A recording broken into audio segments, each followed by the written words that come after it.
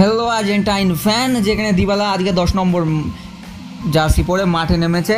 আর আর্জেন্টিনার ফ্যানরা অনেকজন জানো যে ভাই দিবালা মানে গোল্ডেন বয়। আর তাছাড়া দিবালা করেছে একটি গোল আজকের ম্যাচে চিলির বিপক্ষে।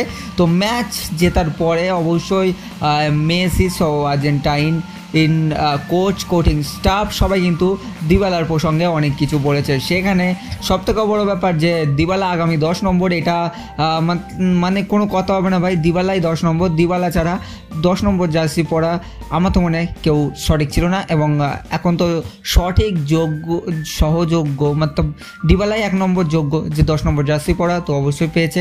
এবং স্কলোনি বলেছে যে দিবালার খেলা অনেক ইম্প্রুভ হয়েছে এবং আমরা তাকে স্টার্টিং লাইন আপে রাখার চেষ্টা করছি। বাট কি আর হবে, আজকে আমাদের লাইন আপ একটু অন্য ছিল, এই কারণে তাকে রাখা হয়নি। তারপরে দিবালা শেষ মিনিটে যা গোল দিয়েছে, আশা করে যাক পরবর্তী ম্যাচ থেকে তাকে প্রথম একাদশে রাখতে পারবে। এছাড়াও মেসি বলছে দিবালাকে নিয়ে একটা স্টোরি দিয়েছে এবং অবশ্যই আপনারা দেখেছেন যে কীরকম স্টার মতো পাওলো দিবালা। ভাই স্প্যানিশে কী লিখেছে, আমি স্প্যানিশ পড়তে পারি না, এই জাস্ট বিকজ এটাই যে মনে হচ্ছে ভালো কিছু লিখেছে অবশ্যই, কারণ 10 নম্বর জার্সি এবং মেসি না দিবালার গায়ে উঠলো।